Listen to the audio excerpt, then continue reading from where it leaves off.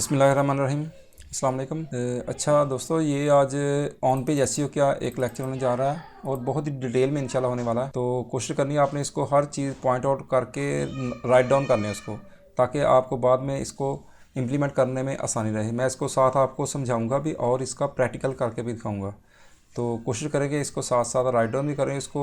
अगर किसी चीज़ की समझ ना आए तो उसको दोबारा वीडियो को रिवाइंड करके दोबारा चेक कीजिएगा, ताकि आपके जो मेन कॉन्सेप्ट है ना ये क्लियर हो। क्योंकि सबसे ज़्यादा ज़रूरी जो एसईओ में होता है, जो ऑन पेज एसईओ होता है, अगर ये ना हो तो इसका मतलब हमारा ऑफ पेज और टेक्निकल एसईओ भी बिल्कुल ज़ीरो हो जाता है। तो कोशिश करते हैं कि इसको मुकम्मल डिटेल में समझने की।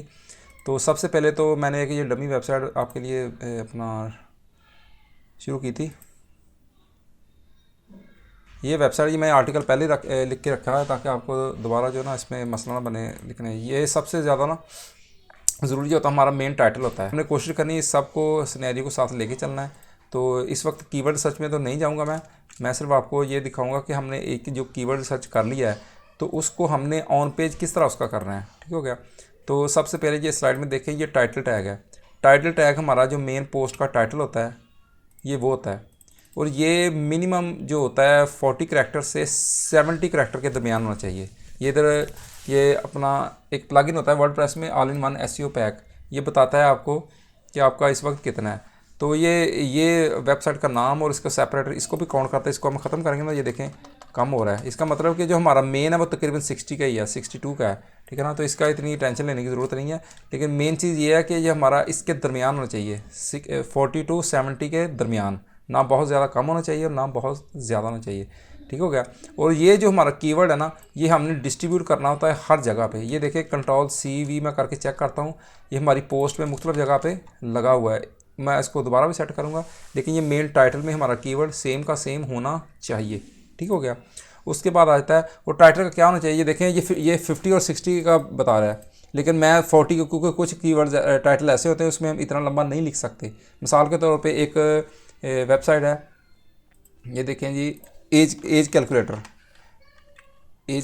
तो अब आप इसमें कितना लंबा आर्टिकल टाइटल लिख लेंगे। अब ये गलत हो गया इसका मतलब, लेकिन ये टॉप पे आ रहा है। इसकी रीज़न क्या है, ये देखें टाइटल भी इस पर और ये भी देख लें। ठीक है ना। ये सिर्फ एज कैलकुलेटर लिखा हुआ है। ये ज़रूरी नहीं होता, ये कह दिया है तो ये अपना फाइनल हो गया कि यही होना चाहिए, ये ज़रूरी नहीं है। तो आपने सिर्फ ये देखना है कि जो गाइडलाइंस हैं उसको कोशिश करें फॉलो करें। अगर नहीं हो रही तो अपना ये भी देखें कि उसको वो हमारी रिक्वायरमेंट पूरी कर रहा है कि नहीं कर रहा। ठीक है ना। और उसका जो प्राइमरी कीवर्ड है ये अपना मेन टाइटल में ऐड होना चाहिए। ठीक हो गया। उसके बाद आता है मेटा डिस्क्रिप्शन। ये मेटा डिस्क्रिप्शन क्या होती है। मेटा डिस्क्रिप्शन होती है कि ये तो टाइटल, ये देखें मैं इसको प्रीव्यू करके आपको चेक करवाता हूँ पोस्ट को। ये देखें, ये हमारी पोस्ट का प्रीव्यू है।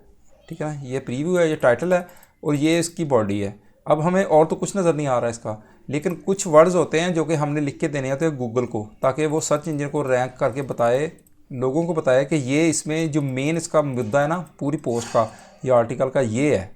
ठीक है ना। तो कोशिश करनी चाहिए कि इसमें भी हमारा मेन कीवर्ड लाजमी आना चाहिए। ठीक है ना। ये देखिए इधर नहीं है, मैं इसको ऐड करूँगा। ये क्या है, discover the benefits of using electric mosquito killer racket है। ठीक है ना। मैं इसको इधर से इसको ऐड करता हूँ। ये देखें रैकेट्स है, वो रैकेट्स हो गया। ठीक है ना। अब इस इधर ये देखें हाईलाइट किया तो मैंने इधर भी आ गया। ठीक हो गया। उसके बाद क्या है जी, ये हमारा मेटा डिस्क्रिप्शन में भी ये बहुत अहम होती है। मेटा डिस्क्रिप्शन आपकी जितनी अच्छी होगी उतनी आपके रैंकिंग के चांसेस ज़्यादा होंगे। ठीक हो गया। और ये कितनी होनी चाहिए, ये 155 से 160, यानी कि आप कह लें 120 से लेकर 180 तक ये कोई इसका इशू नहीं है। 120 से लेकर 180 तक इसका कोई इशू नहीं है, लेकिन कोशिश करें 160 से थोड़ा सा करीब रखें, बहुत ज़्यादा दूर ना जाएं। और इसमें हमारा जो मेन कीवर्ड्स है ना वो मुकम्मल होना चाहिए। और briefly describe the page content, ये देखें briefly describe the page content, यानी कि पूरी पोस्ट का जो मेन मुद्दा है ना वो इसमें सिर्फ 160 करैक्टर में ये पूरा होना चाहिए। ठीक हो गया। इसे कहते हैं मेटा डिस्क्रिप्शन, यानी ये हमें नहीं शो होती, ये गूगल को शो होती है या सर्च इंजन में शो होती है। उसके बाद आता है यूआरएल स्ट्रक्चर। यूआरएल स्ट्रक्चर हमारा जितना छोटा होगा ना, ये यूआरएल स्ट्रक्चर होता क्या है, ये देखें ये हमारी वेबसाइट है मिसाल के तौर पे, ये हमने प्रीव्यू किया है, अभी तो मैंने इसको पब्लिश नहीं किया। चलिए मैं आपको पब्लिश करके बताता हूँ। ये मैंने पब्लिश कर दिया। अब ये देखें इसको, अगर आपको ये शो नहीं हो रहा, ये देखें ये इसका यूआरएल है, ये देखें ये इसका यूआरएल है और ये काफ़ी बड़ा है। ठीक है ना। अब मैं इसको छोटा करूँगा। ये कैसे करूँगा, मैंने इधर जाना है उधर इसको यही जो मेन कीवर्ड्स है ना, मैंने इसको परमालिंक में रखते हैं, इसको परमालिंक भी कहते हैं और यूआरएल भी कहते हैं। आप जो उसको रिमेंबर करना चाहे कोई इशू नहीं है। ठीक हो गया जी। ये देखिए अब हमारा कीवर्ड जो है ये परमालिंक में भी आ गया।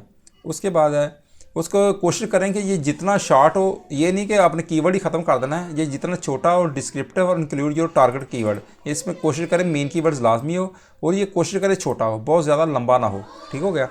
और उसके बाद हो गया जी H1, H2 और H3, यानी कि आपने अपनी वेबसाइट में H1, H2, H3 ऐड करने होते हैं। लेकिन एक चीज़ ज़हन में रखने वाली है कि जितने भी थीम या वर्डप्रेस या जितने भी वेबसाइट्स होती हैं उनका जो मेन होता है ना ये टाइटल, ये H1 ही होता है। ठीक है ना, इसको हमें H1 ऐड करने की ज़रूरत नहीं है। अब इसमें ये देखें ये H4 है, ये H4 है। अब मैं पहले क्या करता हूँ, इसको H2 करता हूँ। कैसे करेंगे, मैं इसको सिलेक्ट कर रहा हूँ टेक्स्ट को, इधर इसको हेडिंग से जाके H2 कर दूँगा। ठीक है ना, ये H2 हो गया। इसका मतलब ये H2 में भी हमारी कीवर्ड भी होना चाहिए। कोशिश करें H2 में एक दफ़ा हमारा कीवर्ड लाजमी होना चाहिए। ठीक है ना, अब मिसाल के तौर पे कीवर्ड किधर है, ये देखें ये हमारा कीवर्ड है और इधर H2 में नहीं है, तो मैं क्या इधर करूँगा व्हाट इज़ एन, अब ये देखें व्हाट इज़ है ना, व्हाट आर। ठीक हो गया। अब मैंने उसको पैराग्राफ को ठीक कर दिया और उसको कीवर्ड को भी ऐड कर दिया। ठीक हो गया। और कोशिश करें यही फिर ये नीचे भी आ जाए, द इलेक्ट्रिक मॉस्किटो किलर्स। अब ये देखें इधर इसको भी साथ एस करें ताकि वो इसको एन है या इसको दा कर दें। ठीक हो गया। ये इसको यानी कि अपने एंड पे हमने चेंज कर लिया ताकि कीवर्ड जो बिल्कुल सेम का सेम आ जाए, गलत ना हो। ठीक हो, ये देखें H2 में भी आ गया और H1 में भी, सॉरी H2 में भी आ गया और ये पैराग्राफ में भी आ गया। अब उसके बाद क्या है, ये एक और चीज़ है, ये इसमें मेंशन नहीं है, ये हमारा जो पैराग्राफ होता है ना इंट्रोडक्शन वाला, इसमें भी लाजमन एक दफ़ा हमारा मेन कीवर्ड आना चाहिए। मिसाल के तौर पे दिस, इधर मैं देखता हूँ कहीं कोई जगह है इसकी, हाउ टू यूज़, ये देम लिखा है ना, इधर मैं यही सिंपली कॉपी कर देता हूँ। ये देखें इसका मतलब भी पूरा अगर ये इधर आ भी गया। ठीक हो गया। यानी फर्स्ट पैराग्राफ H2 और ये तकरीबन पोस्ट का मिडिल तो नहीं है, ये इधर भी आ गया। और ये मिसाल के तौर पे H1 है और ये H2 है और ये भी H2 है और ये भी H2 है। अब ये देखें ये भी H2 ही आएगी, ये भी H2 आएगी। अब H3 इसमें है नहीं। ठीक है ना, अगर हम ये कंक्लूजन को H3 भी कर लें कोई इशू नहीं है। ठीक है, कंक्लूजन मैं इधर कंक्लूजन की जगह ये इसका जो मेन कीवर्ड है ये इधर भी मैं ऐड कर सकता हूँ, लेकिन कोशिश करें आप इसको H3 को किसी और जगह इस्तेमाल कर लें। लेकिन ये आना चाहिए इसमें, ये किसी H2 के नीचे H3 को आना चाहिए। ये नहीं कि H2 लिख दिया है और उसके साथ नीचे वाला जो H3 उसका उसमें इंटरनल इस H2 को और H3 को समझने के लिए सबसे आसान यही है कि ये मैं आपको स्ट्रक्चर दिखाता हूँ। ये वेबसाइट का टाइटल हो गया पोस्ट का, ये H2 आ गई, ये भी H2 है और इस H2 के नीचे H3 दो हैं। ठीक है ना, इसका मतलब ये H3 जो H2 की सब हेडिंग्स है। और अगर हमने H4 भी ऐड करनी है तो वो H3 के नीचे ऐड कर सकते हैं।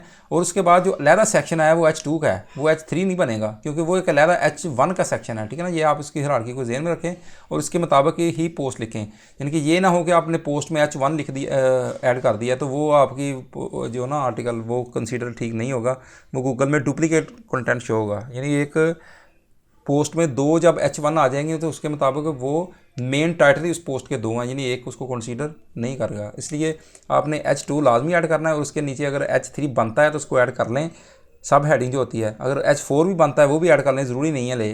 ठीक है ना, और उसके बाद कोशिश करें इस हायरार्की को इम्प्लीमेंट करने की।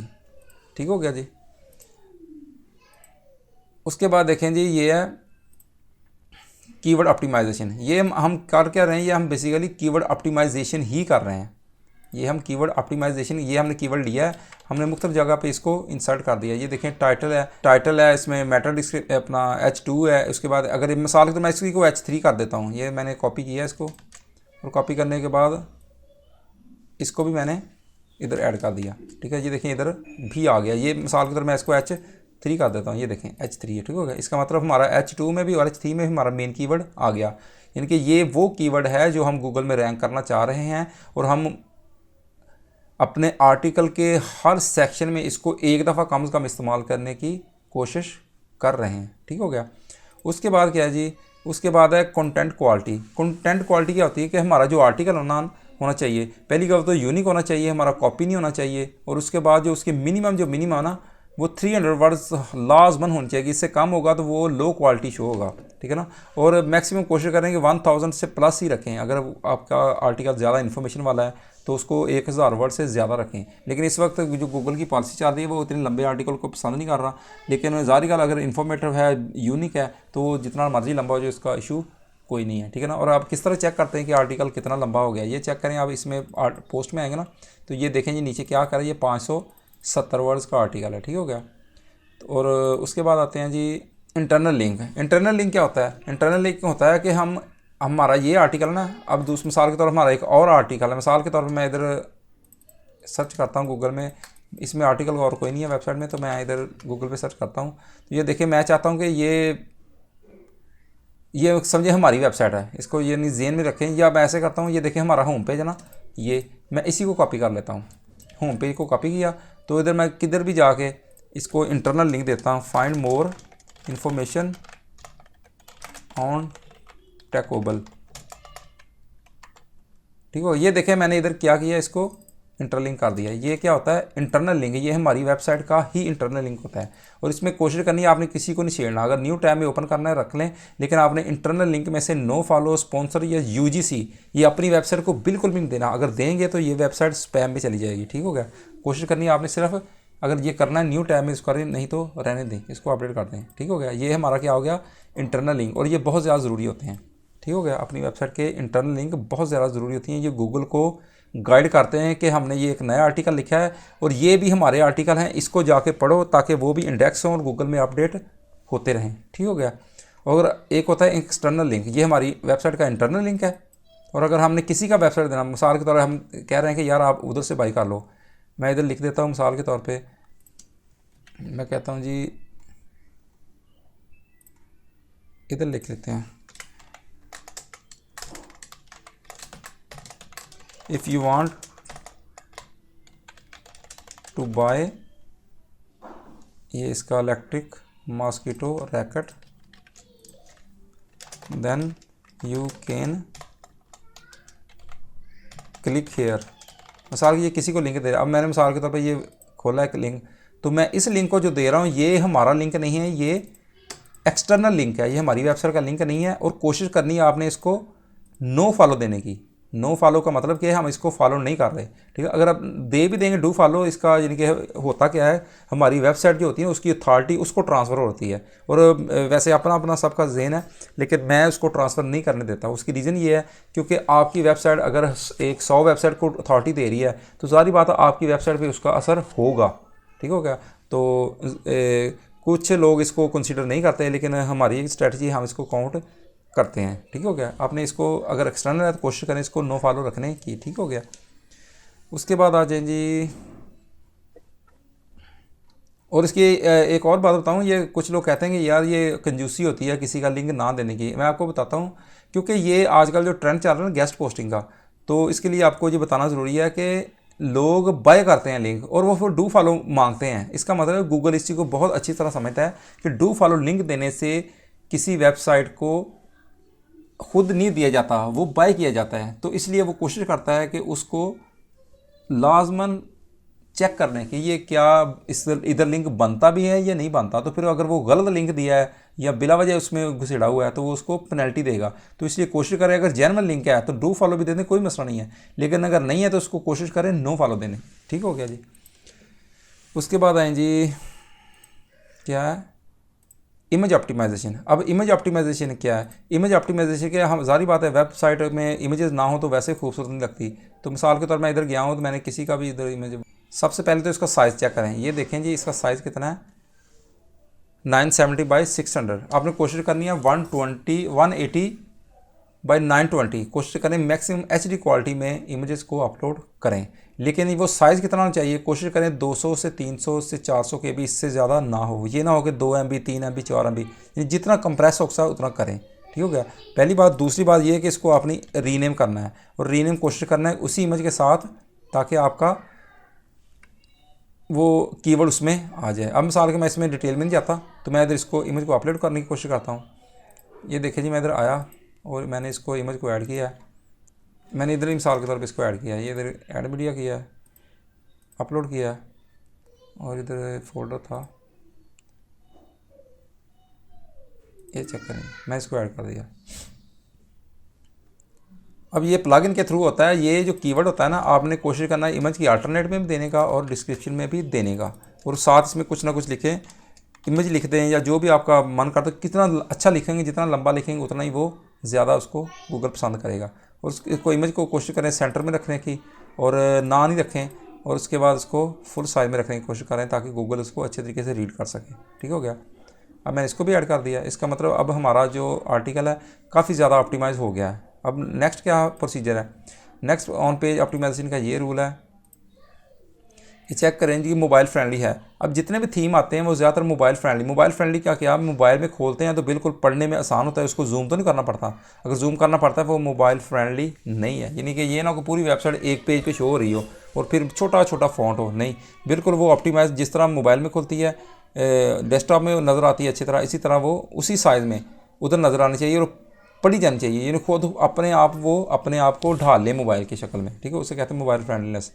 तो वो ऑटोमेटिकली चालू, उसमें हमें इतनी टेंशन लेने की ज़रूरत नहीं है। और उसके बाद आपने पेज स्पीड चेक करनी है, और सबसे जो बेस्ट ऑप्शन है पेज स्पीड चेक करने का, मैं इधर आपको बताता हूँ। आपने जाना है, इधर टूल है पेज स्पीड इनसाइट, ये गूगल का टूल है, आपने इसको ओपन करना है। इधर आएँ, इसको क्लिक करें, और मैं अपनी वेबसाइट का इधर डमी वेबसाइट का इधर लिंक आपको देता हूँ। तो ये मैं चेक करता हूँ कि आज की स्पीड कितनी है, और जितनी अच्छी आपकी स्पीड होगी उतना ही अच्छा गूगल आपको रिस्पांस देगा। यानी गूगल उसको जल्दी इंडेक्स करेगा और यूज़र भी उसको स्किप नहीं करेगा, यानी कि चेक करके ही जाएगा, क्योंकि वो जल्दी खुल जाती है।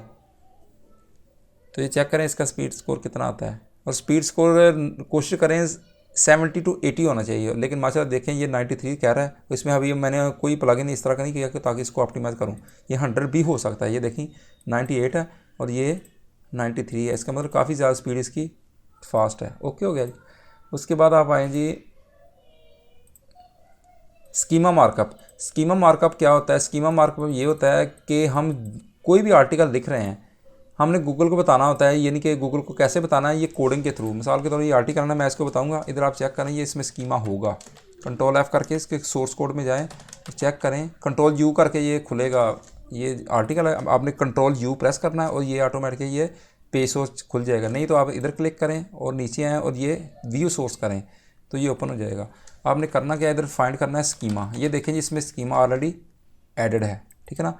और अब आपने चेक करना है, इसको कैसे चेक करना है ये आपको करने की ज़रूरत नहीं, इसको प्लगइन जो ऑटोमेटिकली कर लेता है। हमने बताना सिर्फ गूगल को ये होता है, ये हमारा आर्टिकल है, हमारी बुक है, हमारी वीडियो है, ये हमारी क्या है, ठीक है ना। तो ये देखें ये प्लगइन है, इसमें तो ऑटोमेटिकली ऐड हो जाता है। ये देखिए इसमें आर्टिकल ब्लॉग है, इसको आप एडिट करें तो आप इसको डिलीट करके एक नया स्कीमा भी ऐड कर सकते हैं। मैं इसको अभी आपको बताने के लिए ऐड करता हूँ, ये जनरेट स्कीमा। और ये चेक करें article, book, data set, event, course, facts, effect check, how to, music, movie. यानी जिस तरह की आपकी पोस्ट है आपने उसी तरह का स्कीमा गूगल को बताना कि हमारी पोस्ट इस तरह की है, ठीक है ना। मैं इसको दोबारा जनरेट करके तो वो आर्टिकल ही देता हूँ। ये देखें आर्टिकल है, तो मैंने इसको ऐड कर दिया, बस मैंने कुछ नहीं किया। ठीक हो गया, ओके हो गया जी। और दोबारा इधर आ जाता हूँ ये डिस्क्रिप्शन वाली साइड पे। ये हो गया जी हमारा स्कीमा मार्कअप। यानी कि गूगल को नहीं पता कि ये आपने क्या लिखा है, ये आपने आर्टिकल लिखा है, ये पैराग्राफ है, ये इमेज है, गूगल को नहीं पता। गूगल को आपने बताना है ये गूगल का इमेज है, ये हेडिंग है, ये इसका कंक्लूजन है, ये इसकी मेटा डिस्क्रिप्शन है, ये इसका हेडर है, ये फुटर है। गूगल को आपने हर चीज़ गाइड करनी है। देखें ना इधर काफ़ी जगह स्कीमा आएगा, ये एक ये स्कीम है, इधर नीचे आए, ये क्या कह रहा है जी, ये आइटम स्कोप है, ये किस चीज़ का स्कीमा है, वो कह रहा है ये जी नेविगेशन का स्कीमा है, ठीक है ना। और ये क्या है जी, यानी कि हर चीज़ को उसने स्कीमा में डिवाइड किया है। ये स्कीमा बनता है इसका पोस्ट टेम्पलेट का, यानी हमारी पोस्ट सिंगल है या डबल है, ये किस तरह के, ये आपको उसने डिटेल में जाने की ज़रूरत नहीं है। इसके लिए लादा इंशाल्लाह फ्यूचर में एक वीडियो बनाएंगे पेज स्पीड इसके लिए, स्कीमा के लिए। तो ये भी हो गया। उसके बाद आ जाएंगे सोशल शेयर बटन। आपने कोशिश करनी है आपकी वेबसाइट पे सोशल बटन हो, ताकि अगर किसी को आर्टिकल अच्छा लगा तो वो आपकी वेबसाइट पे वो शेयर कर सके। वो भी मैं इधर ऐड नहीं करूँगा क्योंकि वो लंबी हो जाएगी वीडियो। उसके बाद आपने आना है भाई, ये देखें जी यूज़र एक्सपीरियंस क्या है कि आपकी वेबसाइट बिल्कुल सिंपल हो, ये ना हो कि पढ़ने में मुश्किल हो, इधर तस्वीरें हों या क्या नाम है आर्टिकल हो और उसमें ना कोई हेडिंग हो। ये देखिए इसका स्ट्रक्चर है, ChatGPT ने लिखा है लेकिन बहुत अच्छा लिखा है। इसका मतलब ये है, ये पढ़ने में आसान है, इसको कोई इतनी ज़्यादा इशू नहीं है, ठीक है ना। तो यानी कि यूज़र इंटरफेस अच्छा होना चाहिए, यानी किसी को चीज़ को इस्तेमाल करने का अगर यूज़र मैनुअल अच्छा होगा तो वो इसको इस्तेमाल करने में वो आसानी रहेगी। ठीक हो गया। तो आपने करना क्या है कि कोशिश करनी है, ये वेबसाइट जब डिज़ाइन करते हैं ना तो उस वक्त होता है, ये बेसिकली एसईओ के ऑन पेज पे नहीं आता, लेकिन काउंट उसी में होता है। लेकिन ये जब डिज़ाइन की जाती है वेबसाइट उस वक्त इसको काउंट किया जाता है।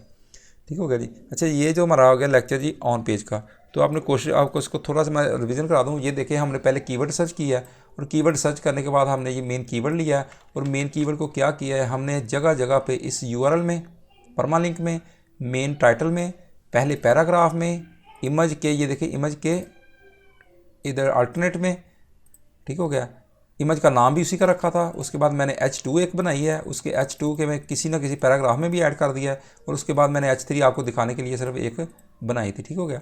उसके बाद ये इमेज के आर्टिकल के सेंटर में भी एक दफ़ा मैंने इस्तेमाल कर दिया और आर्टिकल के एंड में भी मैंने इस्तेमाल कर दिया, सेम का सेव कर जिसको मैं रैंक करना चाहता हूँ। ठीक हो गया। और उसके बाद क्या था, ये मैंने इसको मेटा डिस्क्रिप्शन भी ऐड कर दिया है और उसके बाद मैंने इसको क्या किया है जनाब, ये अपडेट कर दिया है। मैंने इसको गूगल में नो इंडेक्स किया है, वो आपको नहीं आइडिया होगा। ये देखें जी हमारा आर्टिकल SEO ऑप्टिमाइज्ड हो गया है। ये जो स्कोर होता है आपने इसकी टेंशन नहीं लेनी, क्योंकि हमने इसको फोकस ही नहीं किया। हमने ये काफ़ी चीज़ें बताता है, हम उसको 100% नहीं कर सकते, हो भी जाए उसका कोई इतना इशू नहीं है। ठीक हो गया। वो आपको बाद में बताएंगे इसको 100 किस तरह करना है। वैसे होता नहीं है, कम ही होता है, 90-95 तक हो जाता है। ठीक हो गया जी। अब देखें आपने ये कीवर्ड जगह जगह पे आपने फोकस कर लिया है। एक चीज़ इसमें रह गई है कि आपने कोशिश करनी है अगर इसमें एक टेबल इंसर्ट हो जाए, एक छोटा सा टेबल इंसर्ट कर रहे हैं किसी भी तरह का। और दूसरा इसमें ये देखें, ये आपके एक ना बुलेट्स, ये भी काफ़ी ज़रूरी होती हैं। अगर आप इसमें बुलेट्स लगाते हैं ना तो पढ़ने में भी आसानी होती है, गूगल इस चीज़ को लाइक करता है। और ये दो चीज़ें इसमें आप ऐड करें, बाकी तकरीबन हर चीज़ हमने ऑप्टिमाइज़ कर दी है। तो इसको लाजमन एक दफ़ा इम्प्लीमेंट करके चेक करें कि इसमें कौन कौन से आपको इशू आ रहे हैं। अगर वो ऑप्टिमाइज़ आप नहीं कर रहे, इसमें मैंने LSI कीवर्ड जो ना होते हैं वो ऑप्टिमाइज़ नहीं किए, क्योंकि वो वीडियो काफ़ी लंबी है, वो इंशाल्लाह नेक्स्ट लेवल पे आपको बताएंगे। ओके, शुक्रिया, अल्लाह हाफिज़।